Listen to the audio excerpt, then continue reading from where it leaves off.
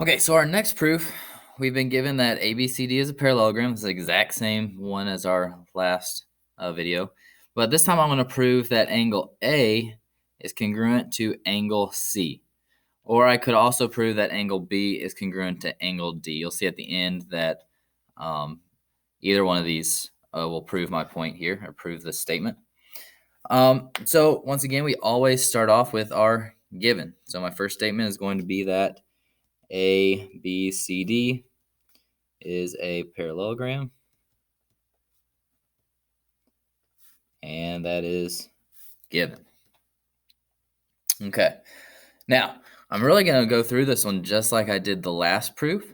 And if you remember on that one, I started by drawing a line to make my parallelogram into two separate triangles. Okay, so I'm going to draw that line DB again. So I'm going to say draw line segment DB. And then once again, my reasoning behind that is that between any 2 points is one line. Okay. And then once again, remember a parallelogram is comprised of 4 lines or 4 sides. And those 4 sides, the opposite sides, are parallel to each other. That's our basic definition of a parallelogram. So I'm going to say that line segment AD is parallel to line segment BC. And I'm also going to say that line segment AB is parallel to line segment DC. And that is the definition of parallelogram. Okay. Now, next, once again, if you remember from our last video, I'm going to say that angle ABD is congruent to angle CDB by that alternate interior angle theorem. So I can say that angle ABD, that's going to be this one up here, is congruent to CDB. And I'm also going to say that angle BDA, angle BDA, that one's this down here, I double. So BDA and DBC. DBC. Those are going to be congruent. And once again, this is my transversal. If we're thinking about my parallel lines cut by a transversal, I'm inside my parallel lines, and I'm alternating sides of that transversal.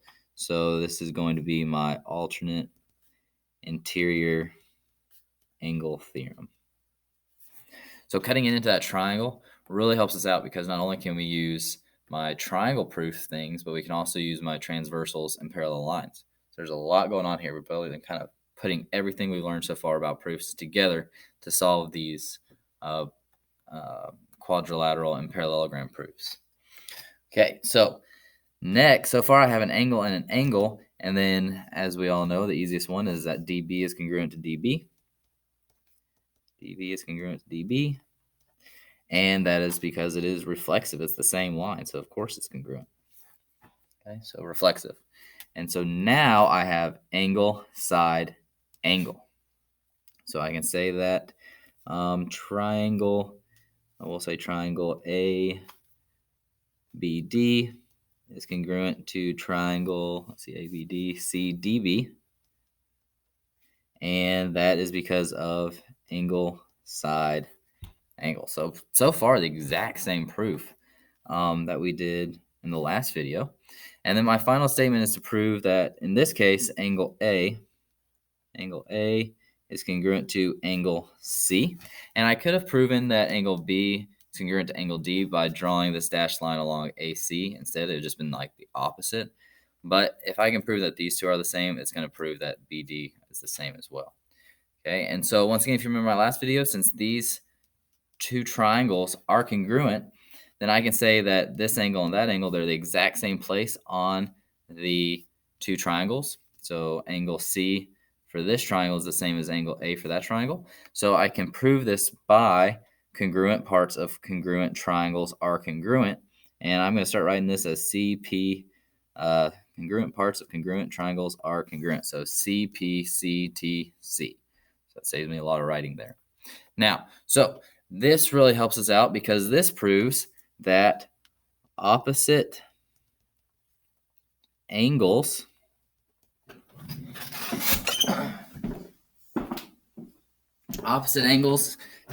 of parallelograms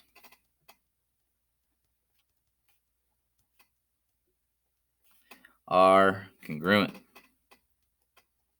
So the last one told me that opposite sides of parallelograms are congruent. Here, I figured out that opposite angles are congruent. So this statement right here has told me that A and C, and we'll do a triple there, A and C are congruent. And if we think about it, here I have one angle, let's say one line plus two lines, okay? So that angle is equal to a two line plus a one line there. So those are the exact same things being added together. So that also tells me that B and D are going to be congruent. Or I could have also switched the proof around and proven that one instead of A and C. Now, so this tells me now that I can use the statement that opposite angles in a parallelogram are congruent. And I forgot to mention this in the last video, but we can also do the opposite of these statements. So in this case, this statement is telling me that opposite angles of parallelograms are congruent. But then I can also say that since it's a parallelogram, I know that the opposite angles are congruent. So I can use that as a statement as well. So I can either say that A and C are congruent because it's a parallelogram, or I can say that it's a parallelogram because A and C and B and D are congruent. So you can use it forwards or backwards, and I'll continue to mention that through the rest of these videos on how it would look reversely.